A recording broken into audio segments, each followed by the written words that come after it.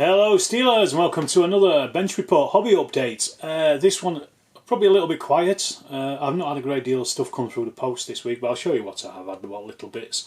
But I have done some painting, some bits and pieces. I've been painting quite a lot because a lot of the stuff that I've been painting is pretty small, so it doesn't take a long time to actually finish and do.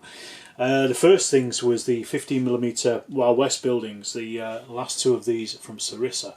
So I just did these quickly. One of them, the hotel, is it the hotel or the general store, whichever one it is, I've actually done a painting video on that I'm currently editing together at the moment. Done the voiceover for it. I just need to actually edit the video, but that will come out at some point in the future. Don't know when, don't know where, but soon.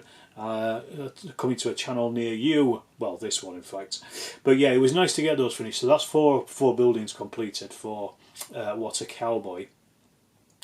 Currently that's all I need at the moment, so I'm happy with those, and they were really nice, really easy, great to paint, and good fun as well, just doing all the little bits and pieces, the details on them. Also, I was been working on the 1/600th aircraft that Paul over at Sabotage sent through to me as well. First up with these, it was the Buffaloes, the Brewster Buffaloes. These are lovely little aeroplanes. Some of them were used by the Australian Air Force, but also the Royal Air Force as well in Malaya. So that's what these are going to be getting used for. I've still got about another 12 of these things left over as well, so there's quite a lot of Buffaloes that are going to come. I might paint some of them in American colours, the last 12, just as something different, but I haven't got the decals for those yet. I also did some Ki-27 Nates as well, Japanese, I think these are torpedo bombers or small bombers. These are little 1 or 2 man things. I haven't got these on the table yet, but these were nice little dinky things to finish off, dead easy once again. Also on top of that, I painted some Ki-48 Lilies as well, some Japanese reconnaissance aircraft. Then I had to have a look around for some of the stats for those for Bag the Hun, but I did manage to get some, and they're in there. And then finally, as well as part of this painting output, I did some Blenheims. These are the Mark 1 Blenheims as well. These were also used in Malaya as well. There are some Mark 1 Fs as well, which I've got in the box, which are the ones that have got they were night fighter versions. They've got a carriage of guns underneath them. I haven't got around to painting those yet, but I will do. But I managed to get the Blenheims painted. They're quite nice, very nice little aeroplanes. I really like those. I've got some other bits and pieces here on the table as well. As you can see, I've got the G3 M2s as well. These, I can't remember what they call them, but I've got some of those as well. I've also got 12 of the Peter Pig Cowboys as well, which I'm going to probably work on maybe over this weekend, this long bank holiday weekend. We'll see how we go. There's no major rush on doing those, but they are just quite nice.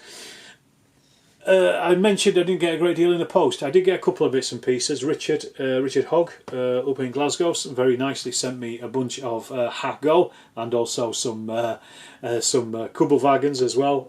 So these are 3D printed, so thank you very much, Richard, if you're watching. Japanese tanks and Kubelwagens. I will get on with painting those at some point in the future.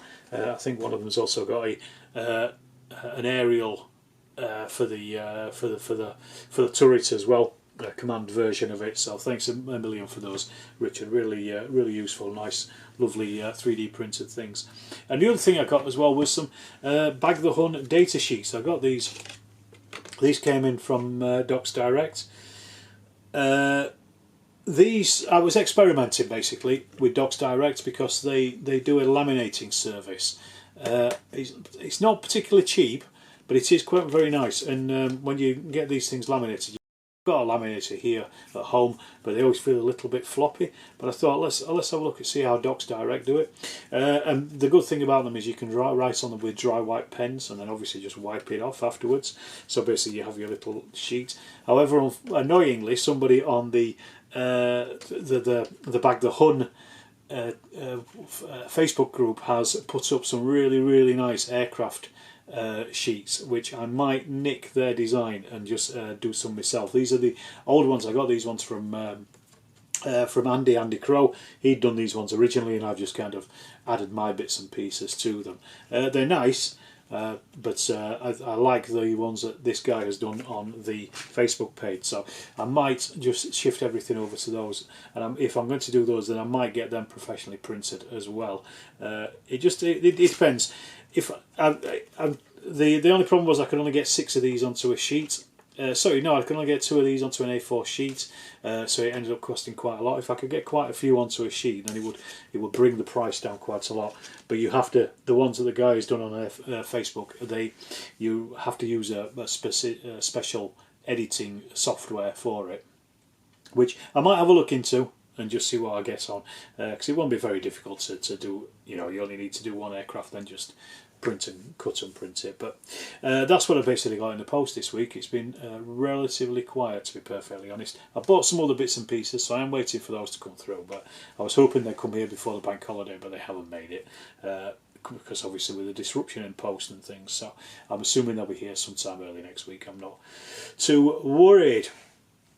The other thing that I've done is played a couple of games of Bag the Hunt. Played a game of Bag the Hunt with my pal. He came over last Sunday, and we played it. He picked it up pretty quick. We ended up having 2 games. We just basically swapped sides. We started with a couple of two had one gang had 2 shooters, the other gang had a gunslinger and a greenhorn, and then we swapped over just to change it up a little bit. So I've been playing quite a lot of it. I also then took it down to the club and we had a 5-player game of it. I'm thinking, having played it as 5-player, I mean, we all picked it up very quickly. The guys, they were new to it, but they picked it up very quickly. No problems at all. But I'm thinking maybe 5 players is probably a little bit too much. There was quite a bit of downtime in between waiting for the other players to take their turns, even though things were rattling through quickly.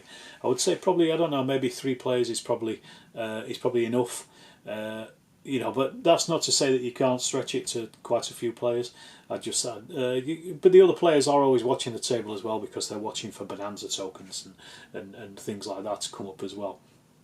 So I think, yes, I mean, it's you know, finding that balance is a relatively difficult thing. The other thing is, I'm going to actually record this video this week. Well, on Monday I've got a review of What's Cowboy coming out anyway, so look out for that. They'll be out on high noon on Monday, so keep an eye out for that. I'm also going to do a video about making a gang as well, because that's really going to add a little bit of information to the you know, just to round out the figures as well, just to make them a bit more interesting. So what I'm going to do is I'm going to create 2 gangs, and I might even start playing the campaign game as well. It's only six turns, so I might just do a campaign of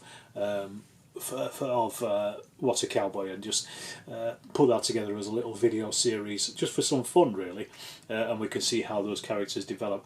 Don't expect it anytime soon, because my video schedule is backed up at least until I think June, early July at this point, so it wouldn't be for another couple of months that would come out. But I think I will probably just do that and do 6 videos, bang, done, nice and easy. And it'll show you the way that the campaign plays. Something to look forward to. And yes, I've really been enjoying it. Really enjoying the game. It's very simple to play. I mean, I made loads of mistakes in the first playthrough that I put up here. But a lot of those things I picked up when I was editing it anyway. So don't use it as an instruction. Just use it as a bit of how the game flows and things. The other thing I did as well this weekend was I played a game of Bag the Hunt. This was for a video. I was going to... I asked... on the channel, I think on Friday, if people wanted to see a full game, i.e., every card turn and every dice roll and all that bit, or just some highlights. It came in about 66%. They wanted a full game, so I recorded a full game. I was going to record it with 2 angles. What I normally do in a lot of the videos now is I record with 2 angles, with 2 cameras. However, obviously that really increases massively the amount of editing time, because I've got to get those the 2 shots that I've made, slice them together so that they are matched from an audio point of view.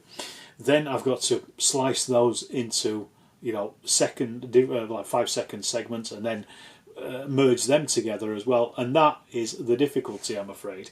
So it takes a long while. So what I've done is this time, because I'm currently editing it at the moment, and it's currently running at about 2.5 hours long. It's going to be a lot shorter because I'm going to be cutting bits of it out.